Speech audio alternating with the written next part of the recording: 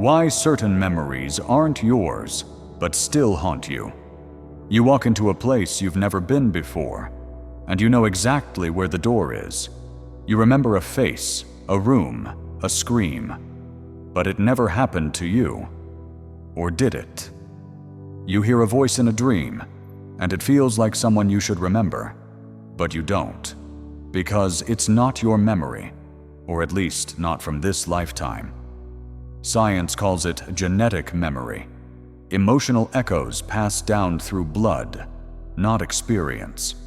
Spirituality calls it ancestral residue, the unprocessed weight of generations still living inside you. You feel the fear, the weight, the grief, but the story, nowhere to be found. So here's the real question. What if the pain, the trauma you're trying to heal, never belonged to you in the first place? And if it didn't, can you still be the one who ends it?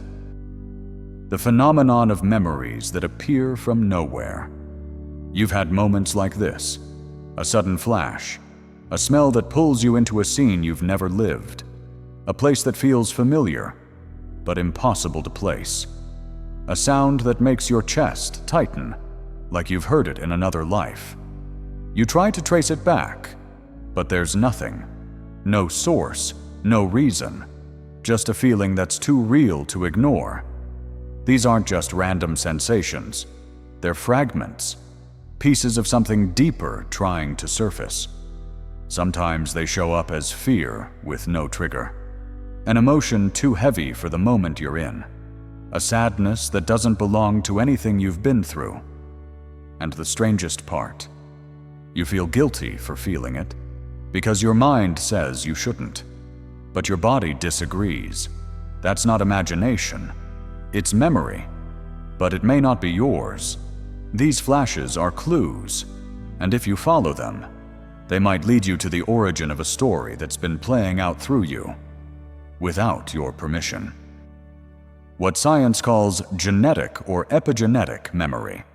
Modern science once believed memory belonged only to the brain, but that idea is starting to crack. Researchers now know that experiences, especially traumatic ones, can be encoded into DNA and passed down like a family recipe, but made of pain. This isn't a theory anymore.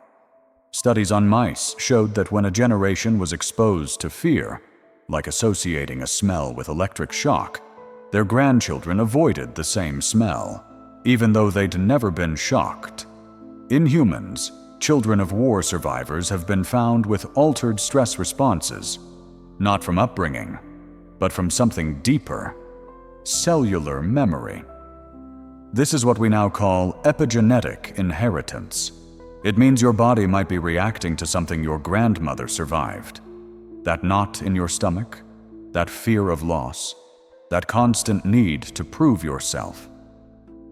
They may have begun decades before your birth. The science is still catching up, but the pattern is loud. Emotion doesn't die. It travels, and sometimes it chooses you as its messenger. Spirituality and the theory of ancestral residue. Long before science gave it a name, ancient cultures already knew. You carry more than your blood. You carry the stories, the unresolved grief, the emotional debts of your lineage. In many traditions, African, Native American, Hindu, Celtic, healing doesn't begin with the individual. It begins with the line. You're not just here to live your life. You're here to complete something left undone. Spiritual teachings call this ancestral residue, the energetic fingerprints of those who came before you. They live in your patterns, your fears, your dreams, waiting to be acknowledged, resolved, and released. You may feel drawn to certain eras, symbols, or countries for no logical reason.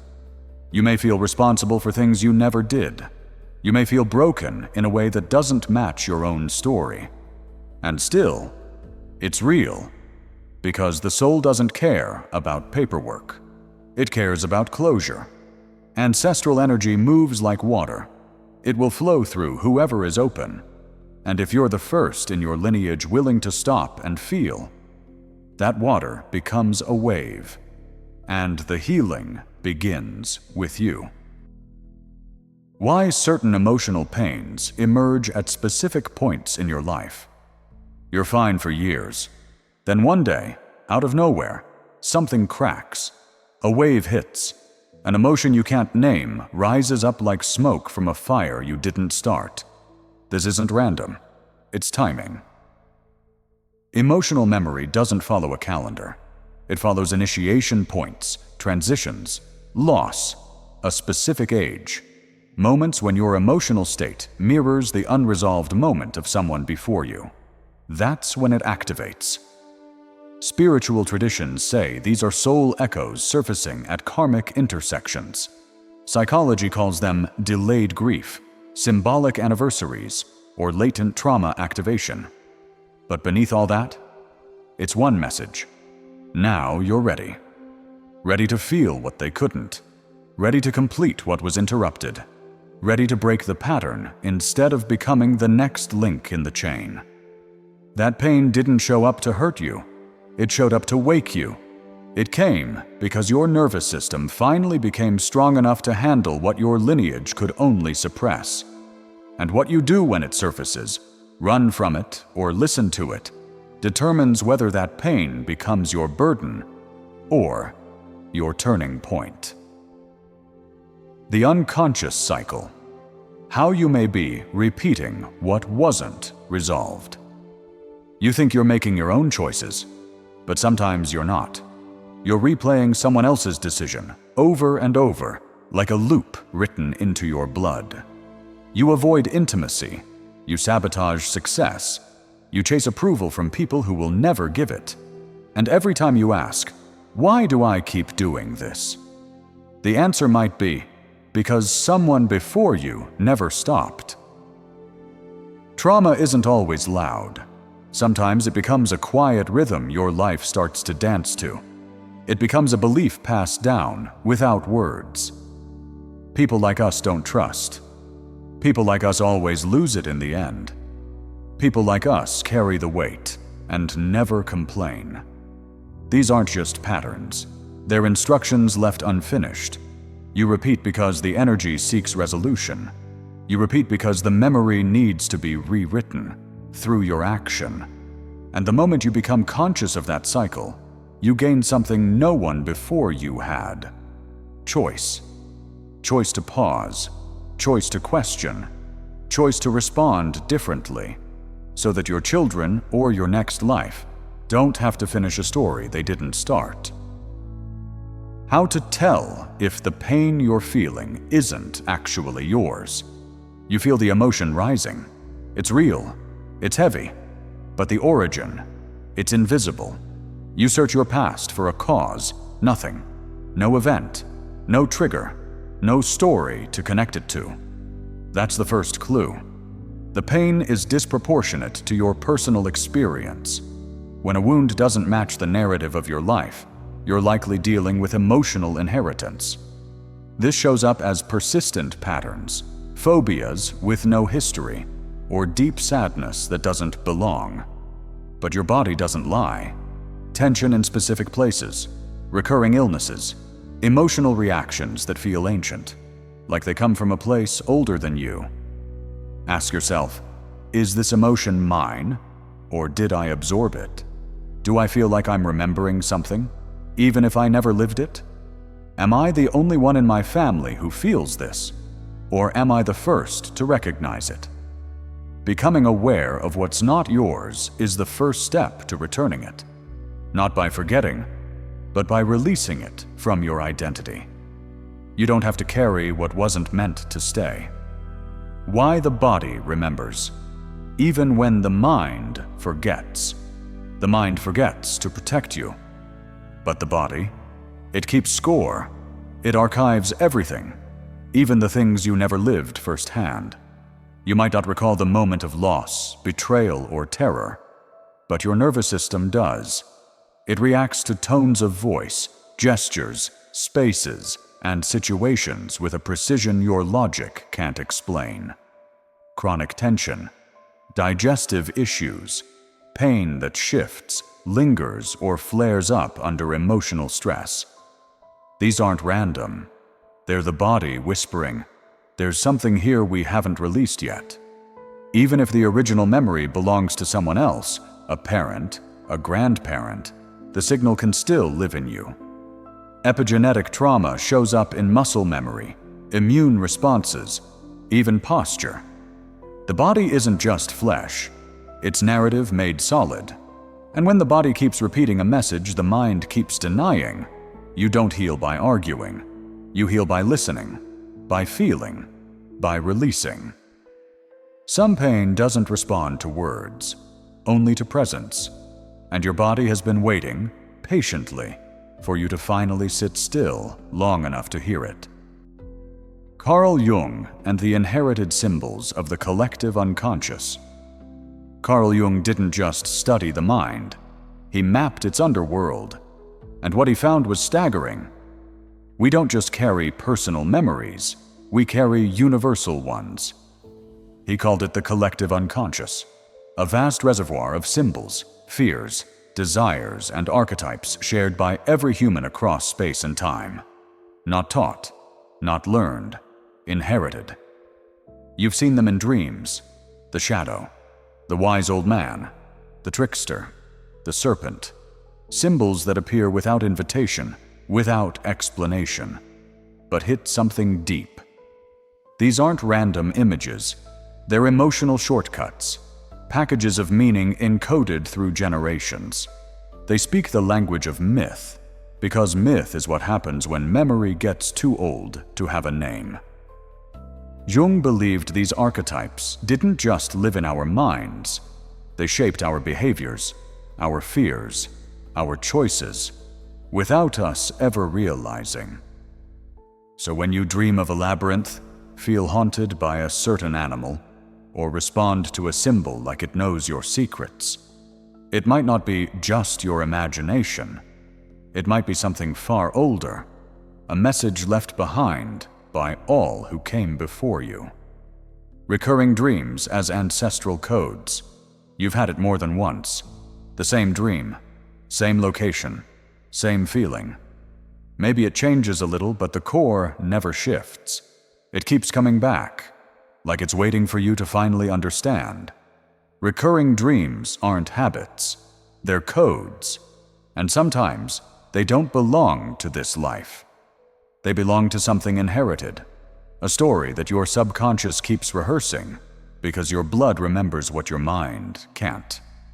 A burning house, an endless hallway, a child crying in the distance. Symbols that don't match your life, but still affect you like they do. Why? Because dreams are more than dreams. They're messages in motion, a mix of your personal wounds and your ancestral residue, blended into emotional theater. When these images return over and over, they're not trying to scare you. They're trying to be decoded. They're showing you what needs closure, not just for you, but for whoever passed this emotional knot down to you. To break the cycle, you don't just need insight, you need witnessing. You need to see the dream not as noise, but as memory in disguise. How to heal memories you never lived. You can't heal what you don't acknowledge, and you can't release what you still think is just a weird feeling. The first step to healing ancestral or inherited memory is recognition, not as fantasy, not as overthinking, but as a real, living residue asking to be resolved through you. You start with silence, with writing, with breathing into the emotion instead of escaping it, letting the body speak, letting the image stay. Practices like ancestral journaling, somatic release, or family constellations aren't just tools. They are keys. They help you trace a pain back through the bloodline, not to blame, but to liberate. You might write a letter to someone you never met. You might cry for a loss you didn't live through.